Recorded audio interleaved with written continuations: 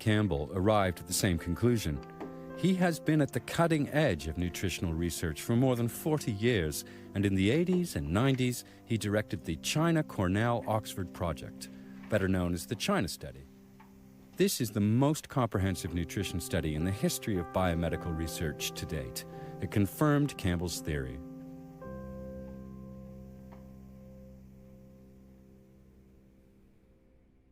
We tend to want to consume protein, which means we want to consume meat, because that supposedly makes us strong. It makes us healthy. That's been an old story for a long time. But in reality, as we put more and more protein or meat into our diet, we see these diseases start to appear.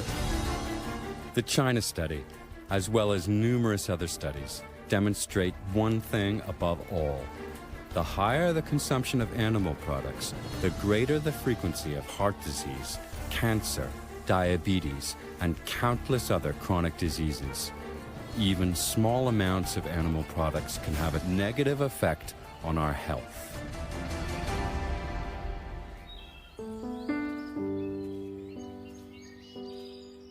The 53-year-old electrical engineer Arthur Soteros also became a victim of his diet.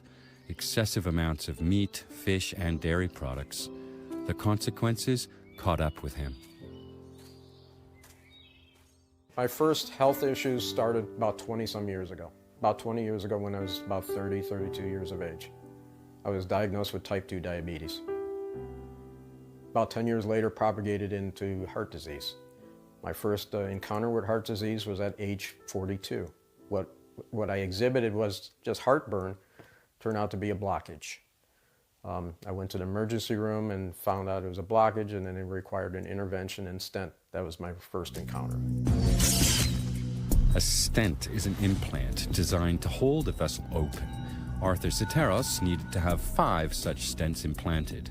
He repeatedly suffered from chest pain and a narrowing of his blood vessels. Finally, he needed double coronary bypass surgery. So I was sure that about after doing the bypass surgery that I would be free and clear of any heart issues for at least upwards to about 10 years. That happened not to be the case with me. About a year into that, I developed angina again, and what turned out not then to be the vein graft that they used in my bypass surgery had now blocked, which then required another stent, and then a few months later another stent, till the frequency of those stents then became just 2 weeks apart. The quickly returning vessel occlusions baffled the doctors. Soteros left the hospital without hope.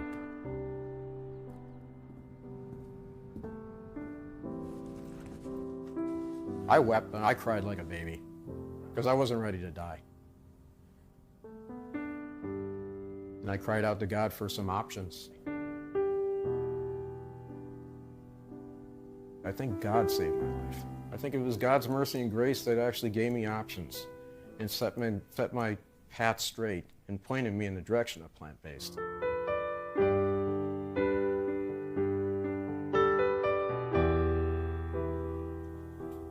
Through a member of his church community, Arthur Soteros learned about Dr. Esselstyn and his nutrition-based therapy.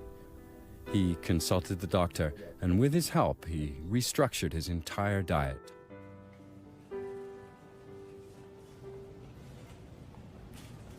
Within about 30 to 40 days from that point, the angina that I was experiencing again and the facial numbness that I experienced during my heart disease, it was gone.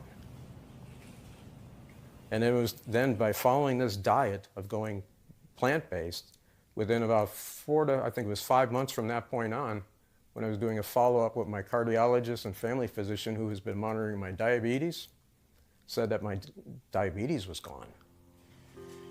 And then I followed up at that same time in October of 2010 with my optometrist. The prescription glasses that I was wearing, they looked at them and said, why was I wearing these things? That all I needed was just reading glasses. So then with the reversal of my diabetes, my eyesight got better.